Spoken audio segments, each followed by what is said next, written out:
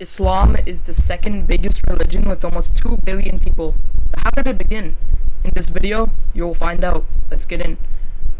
Muhammad, peace be upon him, was born in the late 1500s in the city of Mecca, where his father died before he was born, and his mother died when Muhammad, peace be upon him, was 6. And then he was raised by his grandpa and his uncle on his father's side. When he got older, he started going to a cave in Mount Hira where he was praying to Allah, which is God in Arabic, maybe for a few days at a time.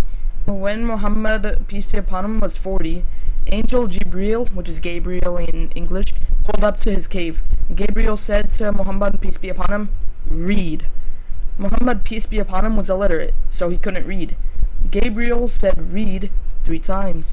Then recited to Muhammad, peace be upon him, the first 5 verses of chapter 96 of the Quran, the Qlat, which is Surah Al-Alaq. Then Muhammad, peace be upon him, started preaching Islam in Mecca.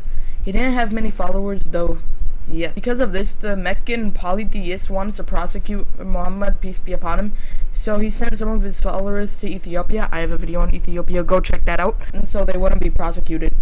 Then in 622 CE, Muhammad, peace be upon him, and his followers dipped to Mecca to go to Medina, which is important because that's when the Hijra calendar was established, kind of, which they happily let them there. Then 2 years later, Muhammad, peace be upon him, and his followers went to Badr, where they met their forces at the Battle of Badr. 300 poorly equipped soldiers of Muhammad, peace be upon him, were against 1,000 well-equipped Meccan soldiers.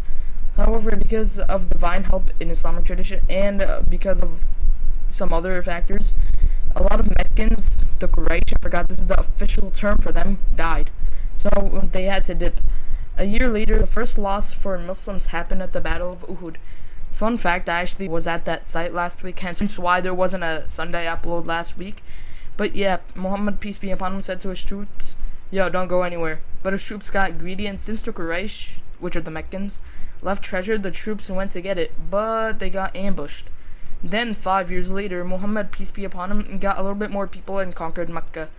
By the time of his death, which is 632 CE, he conquered most or all of Arabia, and the entire Quran was revealed.